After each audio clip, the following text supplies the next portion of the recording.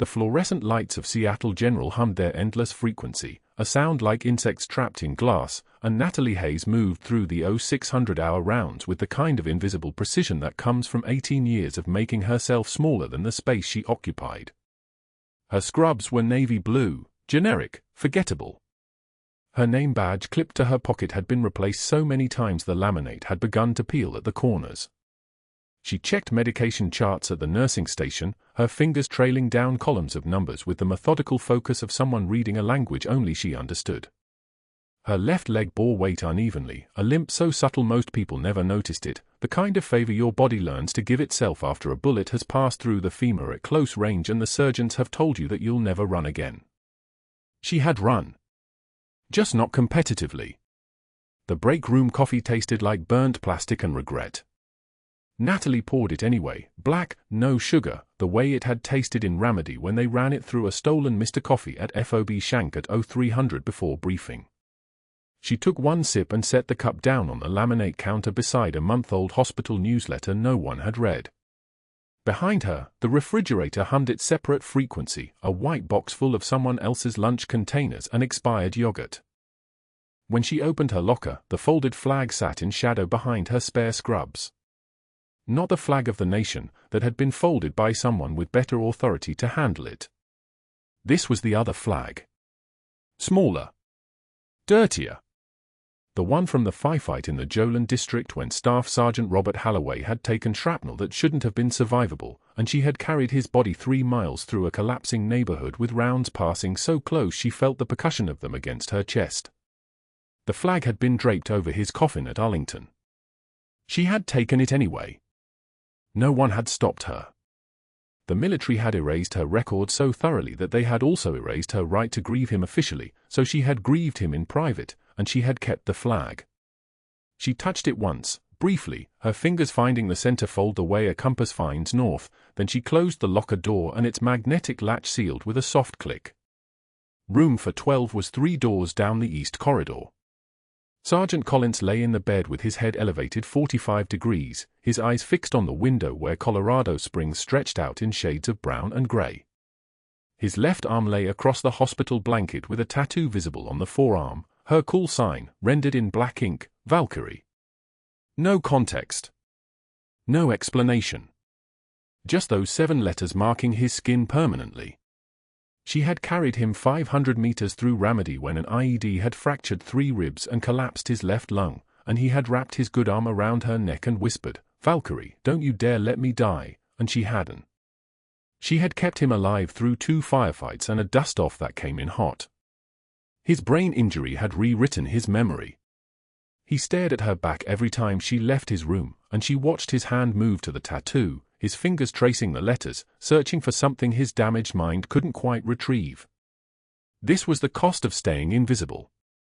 This was the weight of the flag in her locker. She checked his vitals at 0615. Blood pressure 118/72. Heart rate 64. Oxygen saturation 97 on 2 liters. Temperature 98.4. All the numbers that meant he was healing, rebuilding, forgetting. She adjusted his 4-line with movements so economical, so precise, that they looked like something between surgery and choreography. Her hands remembered things her records did not. They knew how to start lines under field conditions with nothing but a field kit and the kind of pressure that turns mountains into pebbles. They knew how to read a body the way other people read books. The young resident shadowing Dr. Pierce that morning, a boy named Harrison who carried himself like he had never been told no, watched her work with the idle curiosity of someone observing a vending machine. "Pretty technical for bedside," he said. Not quite an insult. Not quite a compliment. Natalie did not look at him.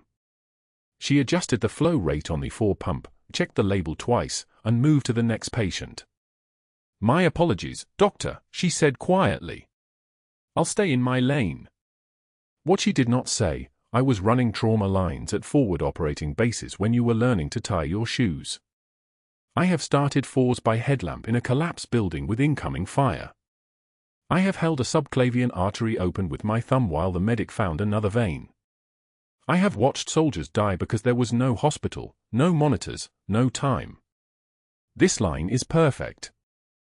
Dr. Pierce arrived for morning rounds at 0630, his white coat so crisp it held the fold lines from the cleaners. His name badge read David Pierce, M.D., Emergency Medicine, in the kind of bold sans serif font that suggested someone who believed titles were names. He was tall in the way men who had never faced real consequences get to be tall, spine straight, chest out, taking up space like it had been promised to him. His smile had been practiced in mirrors. His handshake had been rehearsed. When he looked at Natalie, it was the way someone looks at furniture they have decided is ugly but not quite worth replacing yet.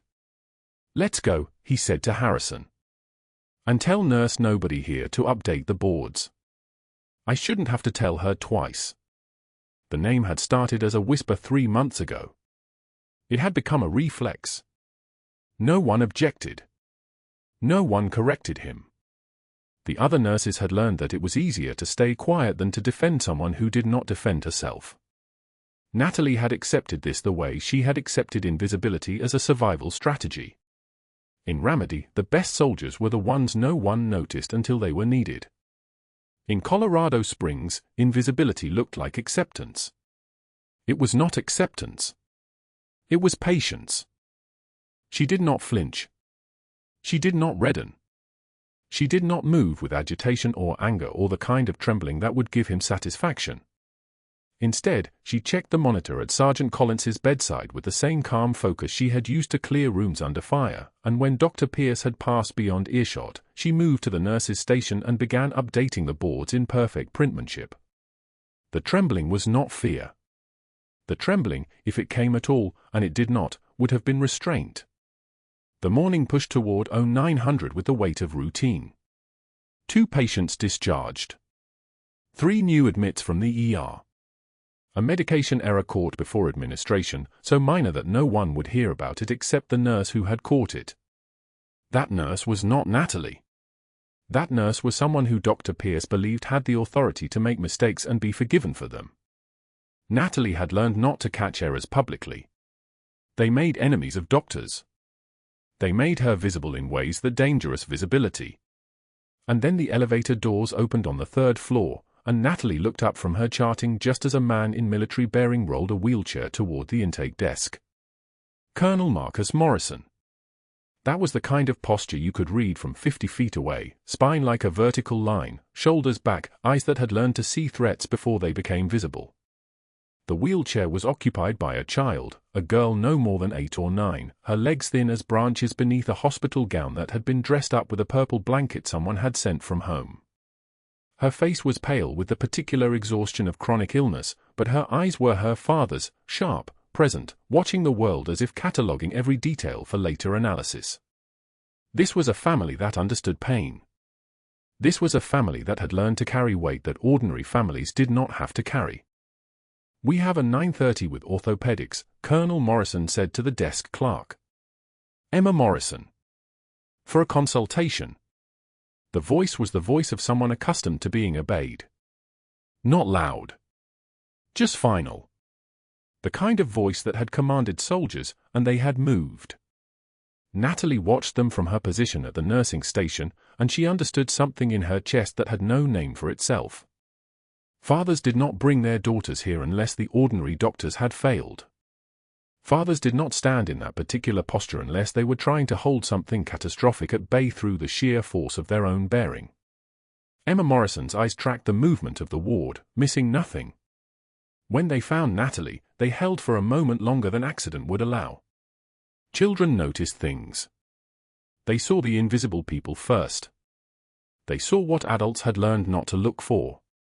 Natalie nodded, barely perceptible, and returned to her charting. But something had shifted in the pressure of the room, the way pressure shifts in a canyon before a monsoon arrives. The morning moved forward, but the morning had changed.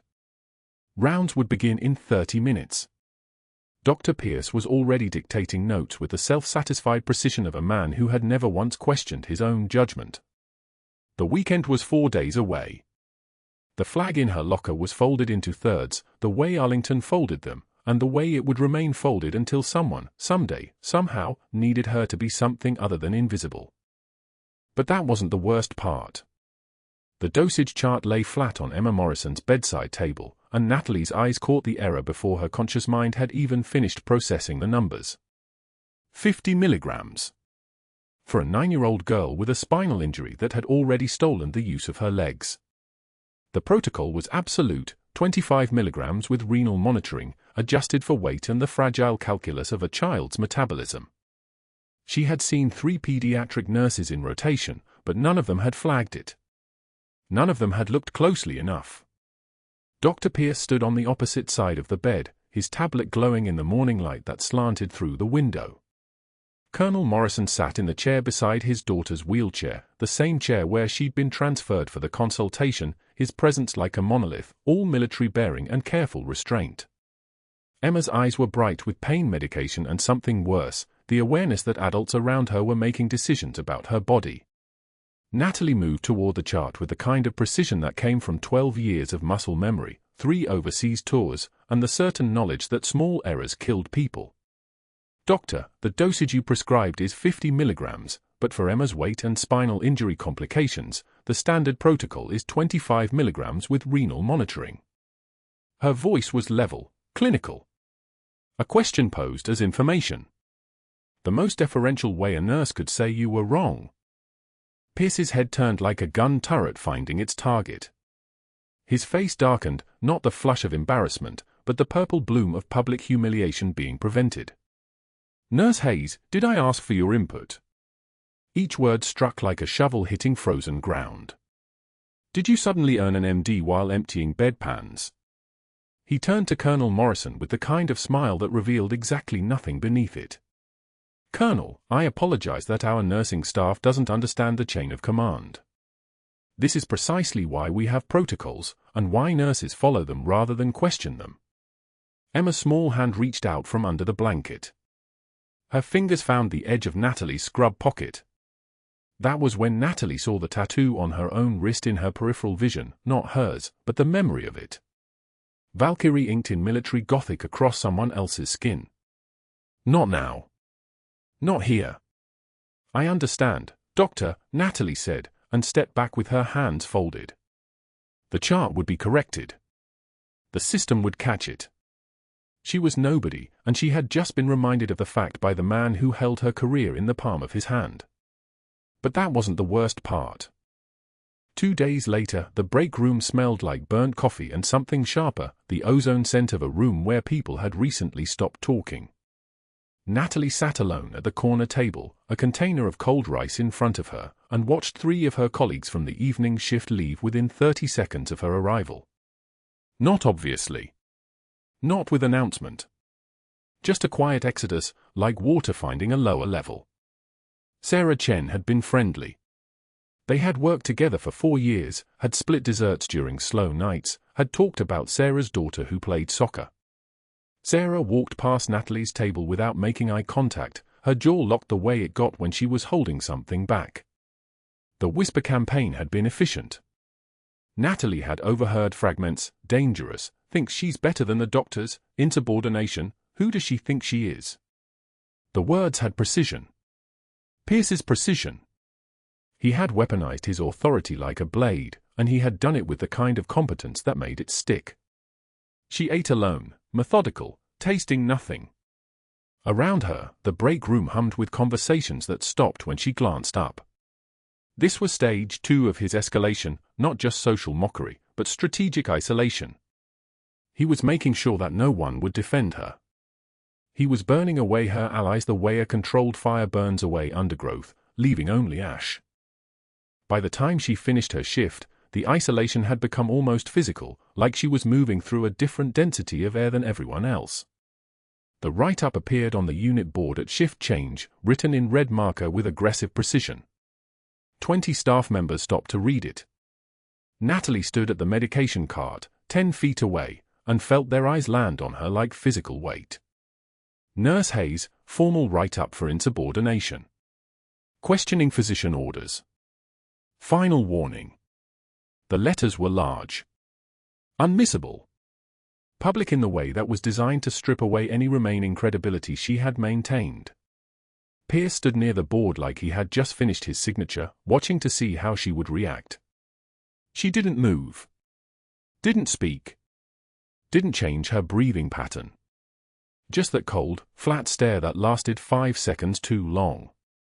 Then she walked to where Pierce stood, waited until he finished smirking at whatever small victory he thought he had won, and said in a voice like winter condensing on a window, "Your wife called. She wants you to pick up your blood pressure meds. The ones you keep forgetting because you're so focused on everyone else's competence." She turned and walked away while his face turned the color of raw liver and his mouth opened and closed without sound. The night shift brought its own particular silence. Seattle General at 2 a.m. was a different hospital than the one that existed in daylight, quieter, reduced to its essential functions, lit by the fluorescent lights that hummed their constant electric lament.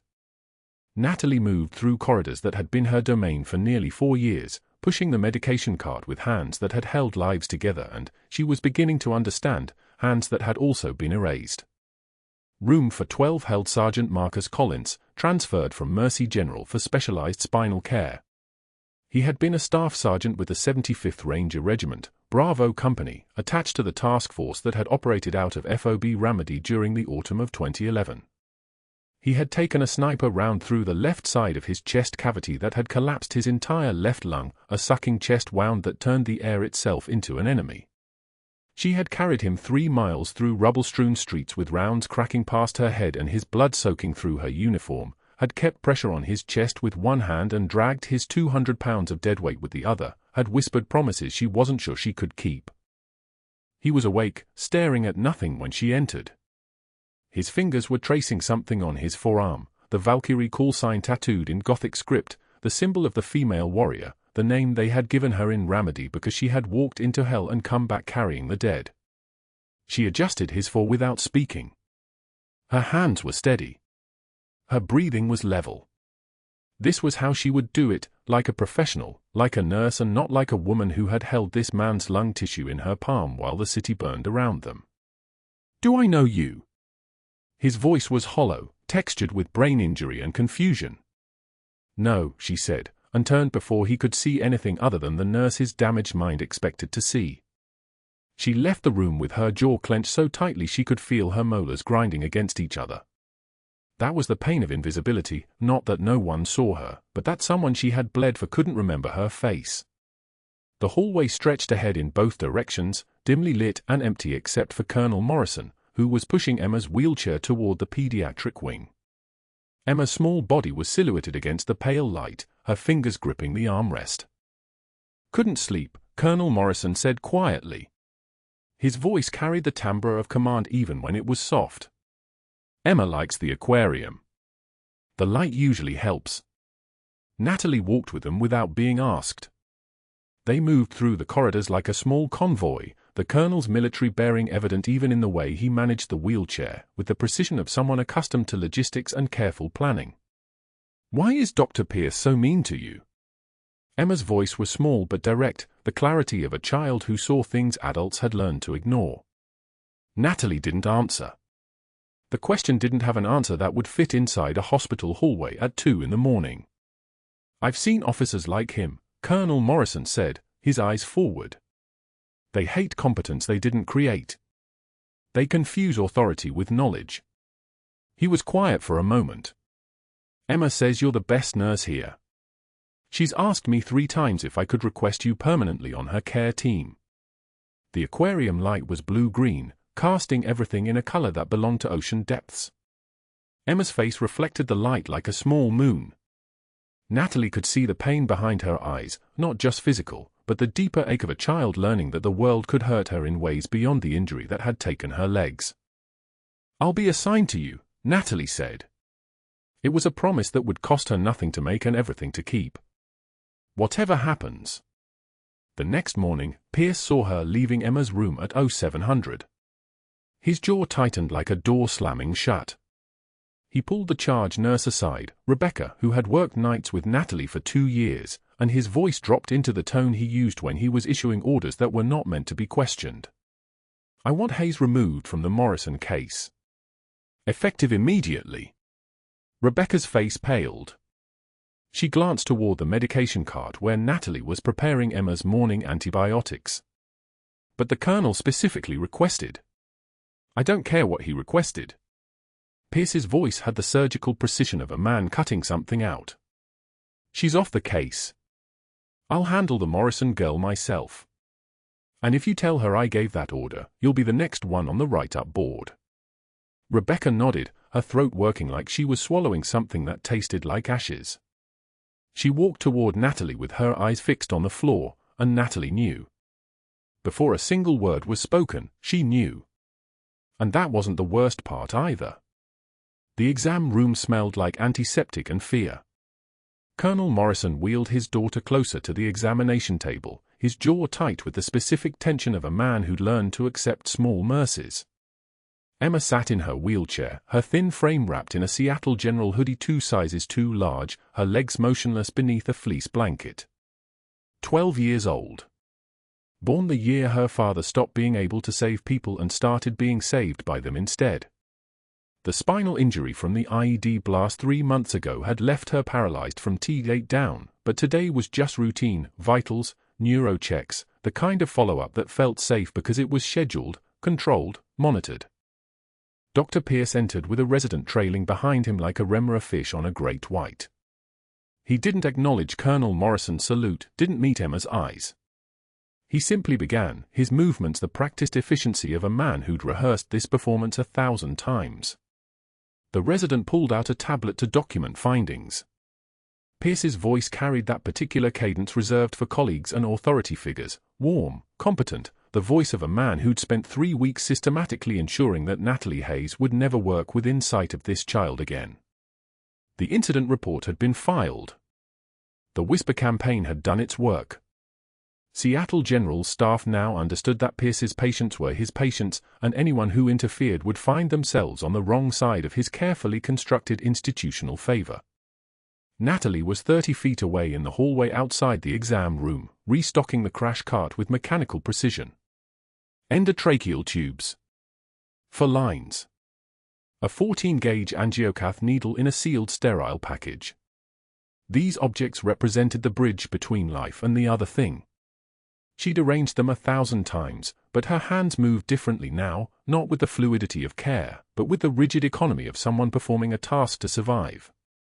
Each item placed exactly where protocol demanded. Each movement witnessed by no one who mattered. The fluorescent lights buzzed their fluorescent hum above her head, and she didn't look at the small circular window in the exam room door, though she could have. She knew better. Through that window, Emma's voice was bright. How much longer till I can try the pool thing again? Her voice carried the particular hope of children who believed their parents when they said things would get better. Colonel Morrison made a sound that might have been a laugh if it had more air behind it. Soon, sweetheart. Dr. Pierce will tell us when you're ready. Pierce was checking her vitals, the routine measurements that told a story only if you knew how to read it. Pulse ox on the finger monitor. Blood pressure cuff inflating. The standard dance. Natalie was pulling the next set of supplies when the sound changed. It was subtle at first, a shift in Emma's breathing that made something in Natalie's chest freeze. She didn't move. She didn't look. She simply listened. The way a hunter listens. The way a trained operator listens. The way someone who'd held people together as they came apart listens. Emma's voice, Dad, it hurts. Right here. High and frightened now. The controlled hope gone. Replaced by something sharper. Something real. Through the window, Natalie could see Colonel Morrison lean forward. His hand reaching for his daughter. A man who'd commanded 47 soldiers in Ramadi, who'd made life-and-death decisions under fire, suddenly becoming what every parent becomes when their child says those words. Helpless. Terrified. Seeking salvation from a doctor in a white coat. Pierce's response was immediate and automatic. Anxiety response. Common in pediatric patients with spinal trauma. Residual psychological processing of the injury event. His voice had that particular texture of certainty that made others believe him. He turned to the resident. 2 milligrams lorazepam. For push. The resident moved toward the medication cabinet. Efficient. Trusting. The system working as designed. But Natalie was moving too. Not consciously. Not with thought. Muscle memory had taken over. The recognition that arrived faster than reasoning. Emma's hand was clutching at her chest. Her breathing shallow and rapid. Her neck veins suddenly visible in a way they hadn't been 30 seconds before. The skin above her clavicle beginning to sink inward, the subtle collapse of a child trying to draw breath from air that was no longer reaching her lungs. Tension pneumothorax. The words arrived in Natalie's mind complete and certain. The spinal injury had compromised the pleural space. Air was trapped. The lung was collapsing. The child was dying. Natalie's hand found the exam room door. She didn't knock. Didn't ask permission. Didn't perform the ritual of subordination that had become her survival strategy. She opened it and stepped through, and the room went very still. The kind of still that happens when a boundary is crossed. When someone invisible suddenly becomes visible. When the rules change with a single movement. Pierce's head snapped toward her. His mouth opened. But it was what happened in his body that mattered, the freeze. The moment where knowledge departed and instinct had not yet arrived. Emma gasped, a sound like wind escaping, and her lips were beginning to pale. Colonel Morrison was standing now, his uniform making sharp creases as he moved toward his daughter. The resident was frozen halfway to the medication cabinet. She needs immediate needle decompression, Natalie said. Her voice was different now. Low. Certain. The voice of someone who'd already calculated trajectories and angles and the precise location where a needle would release the pressure killing a child. The voice of someone who'd done this before, on people who weren't children, in a place that no longer existed on official maps. Second intercostal space, mid-clavicular line. She's got maybe 3 minutes before she loses consciousness. Pierce's voice was shrill. A sound like metal bending. That's not protocol. You're not authorized. You don't have. His hands were hovering uselessly over Emma. He knew the words. He knew the procedure. But his mind had gone to the place where procedure lives, and Emma was living in the place where air escapes lungs and oxygen falls and time becomes a countdown with no margin for error. Natalie was already pulling supplies. The sterile field. The prep. Her hands moving with the terrifying fluid precision of someone who'd trained for this moment across 15 years and multiple continents. Colonel, I need you to steady her shoulders. Her voice wasn't a request. The distinction mattered. The room recognized it immediately. Morrison stepped into position. The resident pressed against the wall, suddenly understanding that whatever was happening was beyond her pay grade and beyond the hospital protocols she'd memorized. Emma's eyes found Natalie's face. A child recognizing that the person entering the room wasn't there to comfort her. Was there because time had run out on comfort. It's okay, Natalie said, and the lie was so complete that Emma's breathing shifted slightly. The kind of lie that saves lives. You're going to feel pressure. Not pain.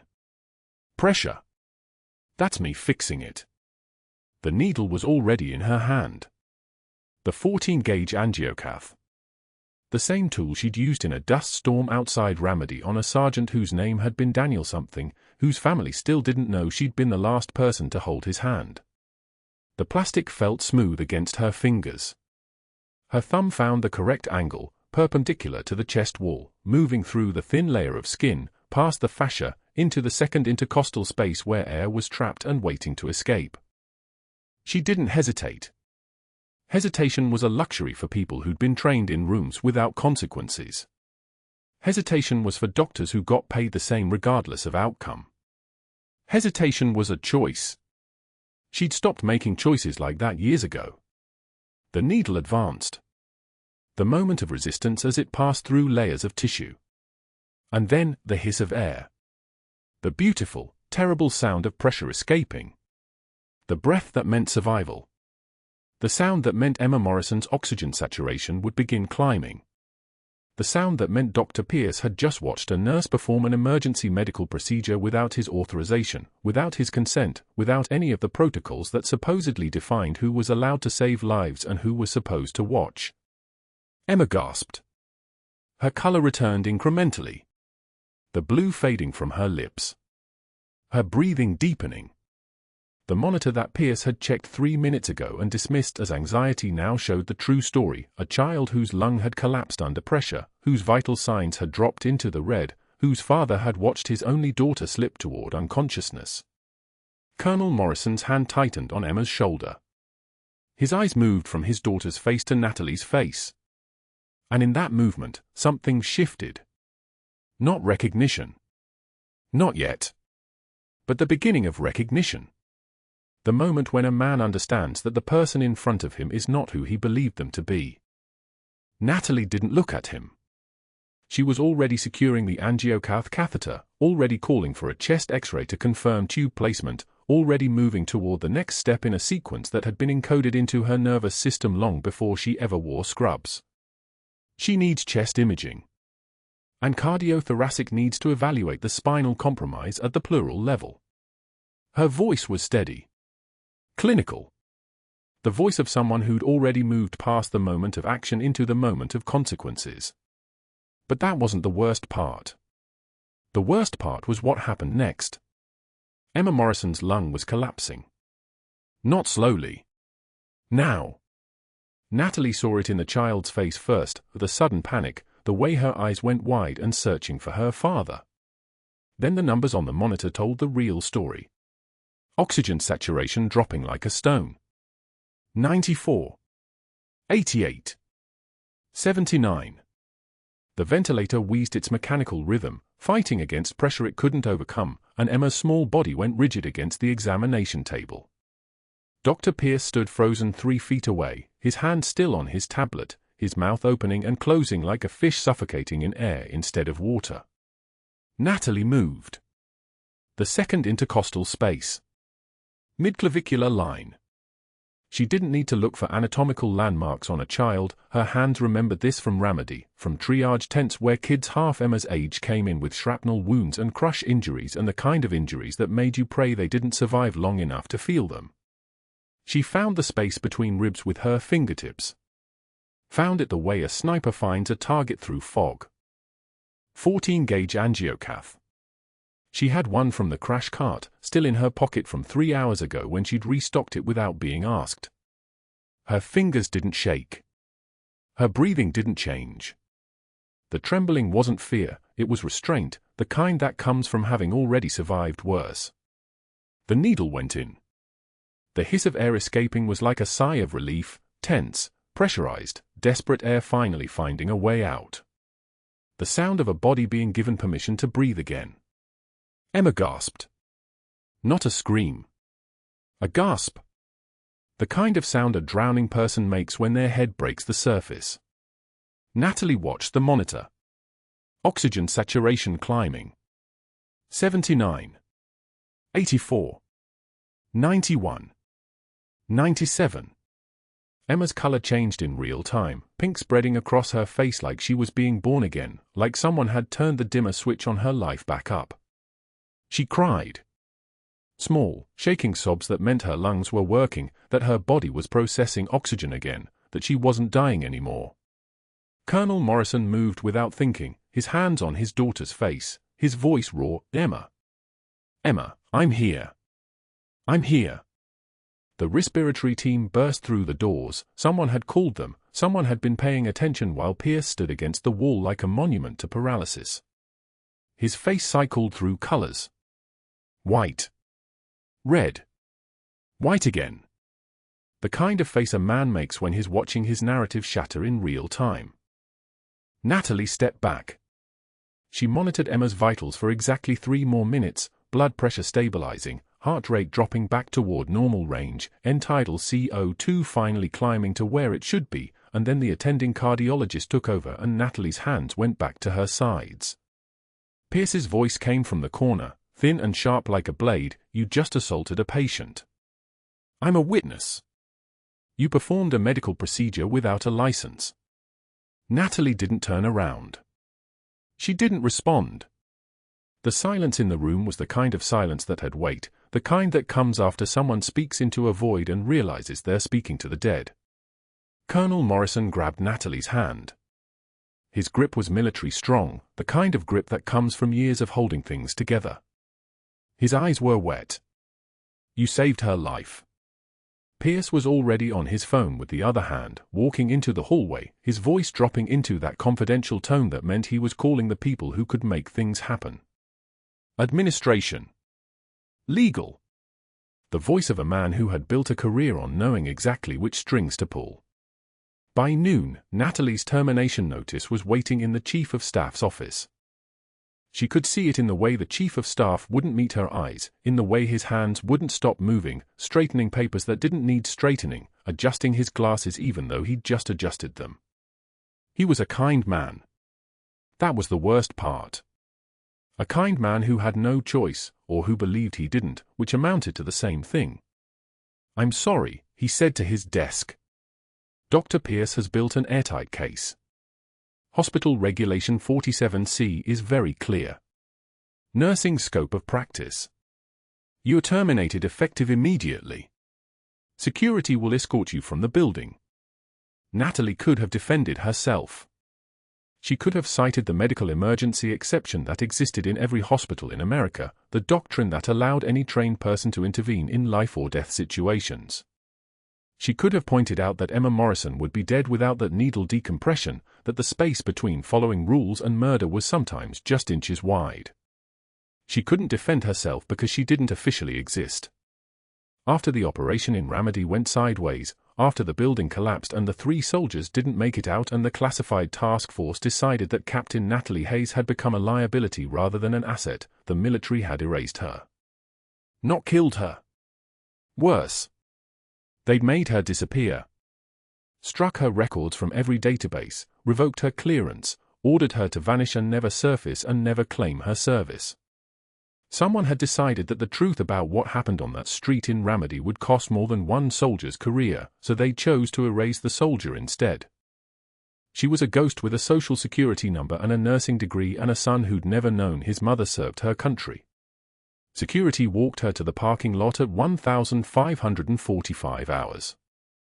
1,445. A time she would remember the way some people remember birthdays or car accidents, as a moment when her life reorganized itself around a before and after.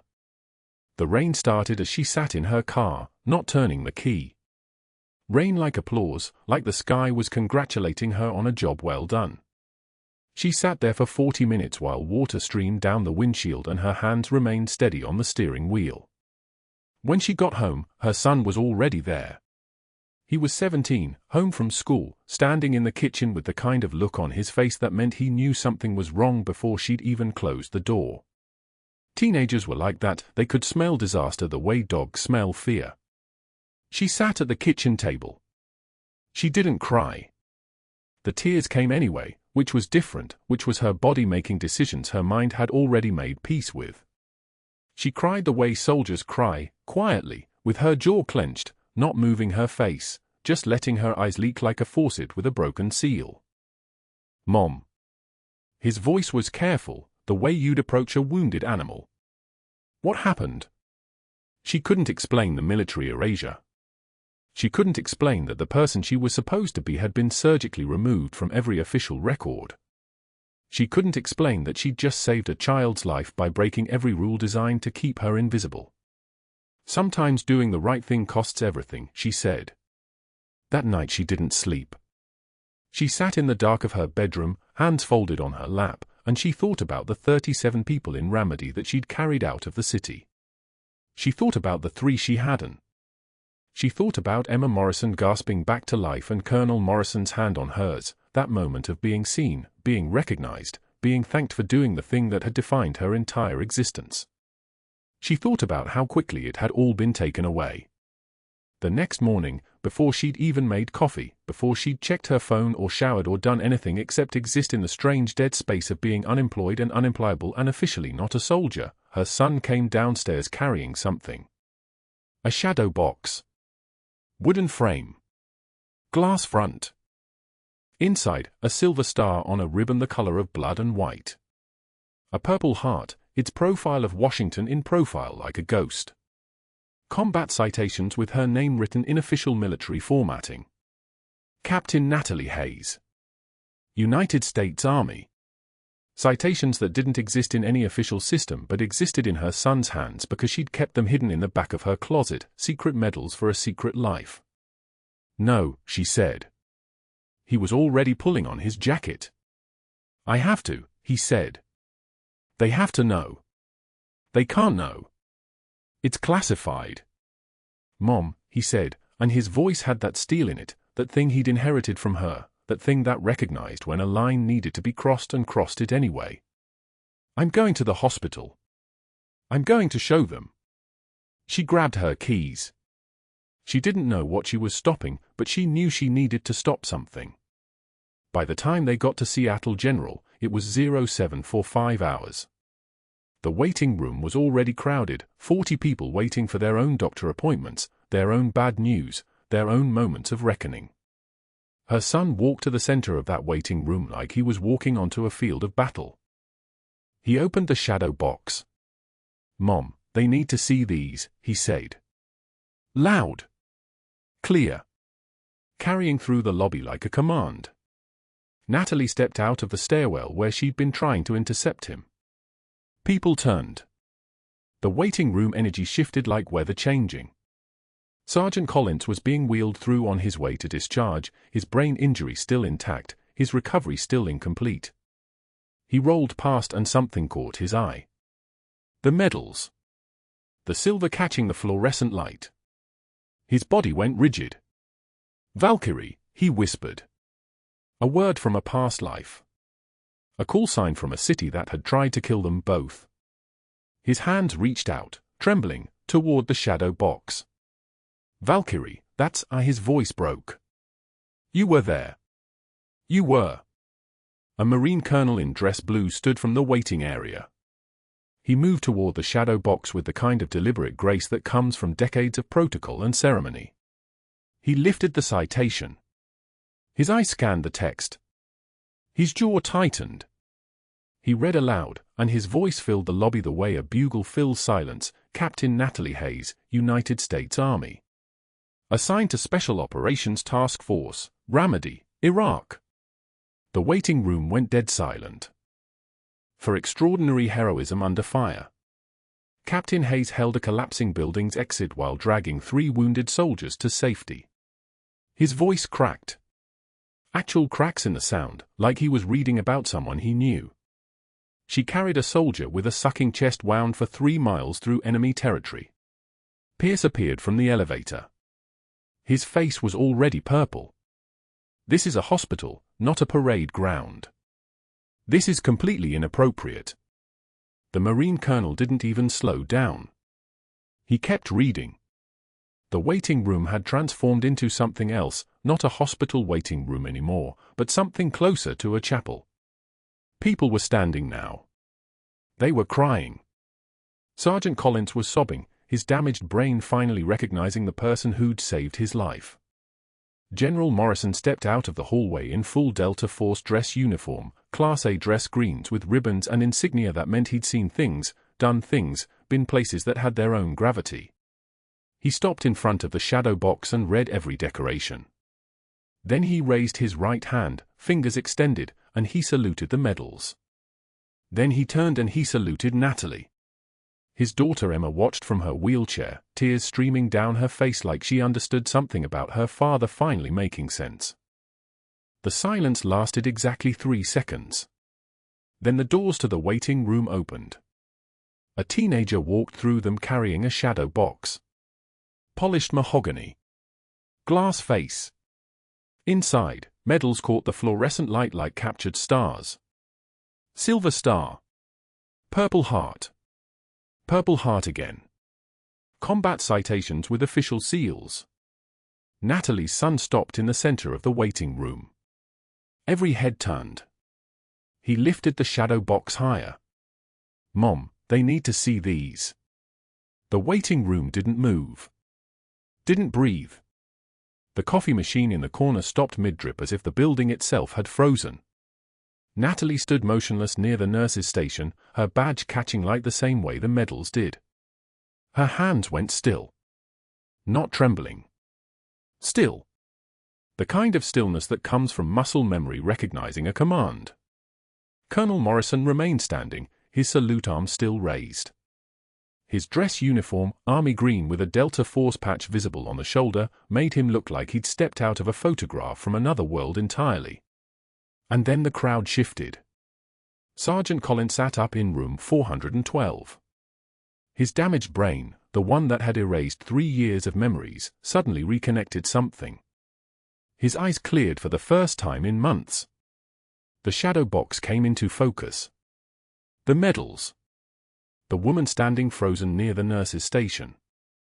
His voice came out like a whisper wrapped in recognition, "Valkyrie." The room went dead silent. A Marine colonel in full dress uniform, visiting from Pendleton, in Colorado Springs for a conference, stepped forward from the crowd. Someone he knew. Someone who recognized what he was looking at. He took the shadow box from Natalie's son with the reverence of a man handling sacred things. His voice was steady, but it cracked on the third sentence. "Captain Natalie Hayes. Silver Star." Citation reads, "For gallantry in action against an enemy force." On March 14, 2011, in Ramadi, Anbar Province, Captain Hayes held the exit point of a collapsing residential structure while dragging 3 wounded soldiers to safety under sustained fire. She remained at the breach point for 4 minutes and 37 seconds while rounds impacted the building frame. All 3 soldiers survived. Captain Hayes sustained 2 fragmentation wounds. 2 fragmentation wounds. He looked up at Natalie. There are more citations. Medical interventions under fire. Extraction of personnel from a burning convoy. 18 months of classified operations. He paused. His jaw tightened. This is a Silver Star. This is real. The Chief of Staff emerged from his office, drawn by the commotion, his face pale as sand. His eyes moved from the shadow box to Natalie to Colonel Morrison, who was still standing, still in that position of respect. Then Morrison turned toward Natalie. He raised his right hand. His fingers formed the shape of a salute, fist to chest, then rising in a single fluid motion. Not a casual gesture. Not a thank you. A salute. One soldier to another. One rank acknowledging another service. Emma Morrison watched from her wheelchair, positioned near the reception desk where she'd been admitted for her weekly follow-up. Her hands gripped the wheels. Her eyes were locked on her father's face, then on Natalie, then back to her father. Tears streamed down her face, not from pain, but from understanding. From seeing her father, finally, standing tall. From understanding why. And that's when Dr. Pierce's voice cut through the silence like a scalpel. This is fake. Those medals are forged. I've reviewed her personnel file myself, there's no military service. She's manipulating all of you. His voice rose. The kind of voice that had dismissed Natalie in rounds, that had whispered poison in break rooms, that had filed the paperwork to erase her.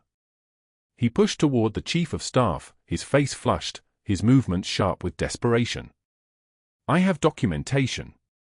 I accessed her employee records 3 days ago. There's nothing about military service. This is fraud. This is a setup. The Chief of Staff's expression changed. His eyes narrowed. The Pentagon liaison, who had been standing near the window, wearing a suit that cost more than Natalie's car, turned toward Pierce with the expression of a man watching a suspect confirm every charge. Doctor, when did you access those records? His voice was conversational. Almost pleasant. Absolutely deadly. Pierce didn't see the trap. He didn't see the suit's hand near his phone. He didn't see the two men in charcoal jackets standing near the entrance, watching with the patience of professionals. 2 days ago. I archived them as evidence for my termination case. I was protecting this hospital from fraud. The Pentagon liaison nodded.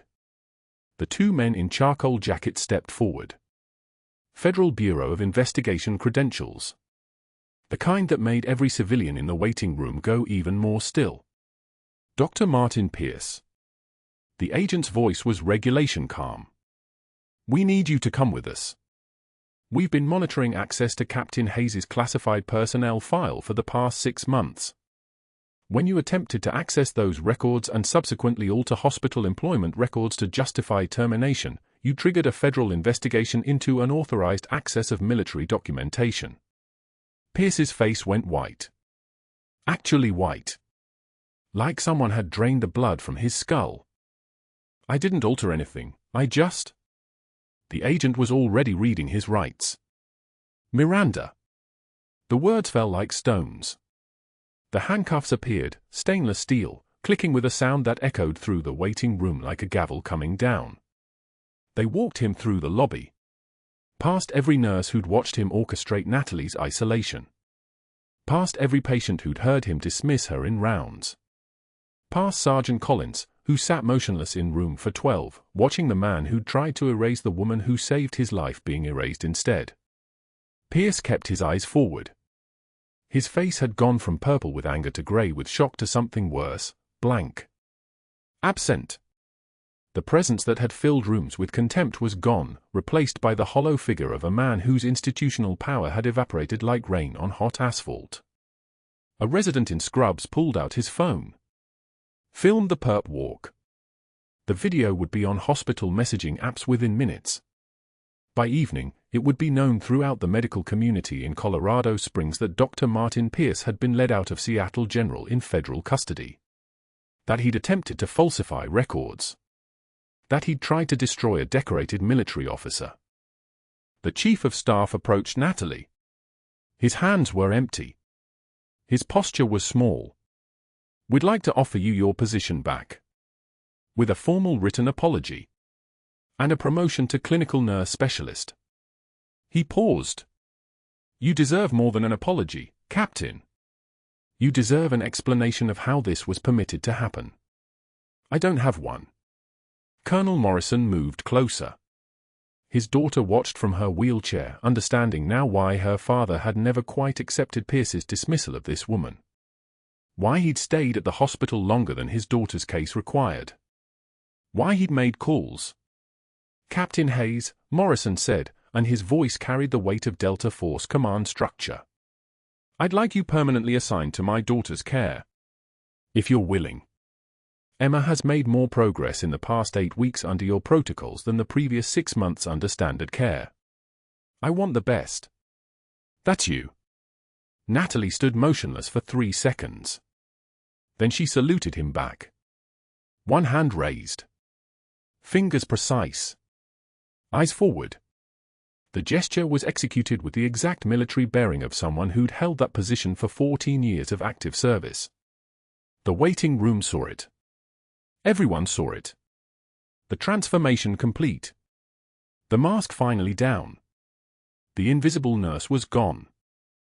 In her place stood Captain Natalie Hayes, Delta Force, 3-time wounded, decorated combat officer, standing at attention in her scrubs and her hospital badge. Yes, sir, she said. I'm willing. The briefness of her response carried more authority than any explanation could. 8 words. Delivered with the precision of someone accustomed to operating in life-and-death situations, where words meant action and action meant survival. Sergeant Collins was crying silently in room 412, watching her through the open door. The Marine colonel stood with the shadow box still in his hands, unsure whether to return it or keep bearing witness to the object that had changed everything. The waiting room, which had been frozen in shock, began to move again. Conversations restarted. The coffee machine resumed its drip. But the atmosphere had shifted on its axis. The woman they dismissed, the one they'd pitied, the one they'd been warned against, she was something else entirely. Something they'd completely misread. Natalie's son approached her. He hugged her without speaking. He didn't need to. They'd both known.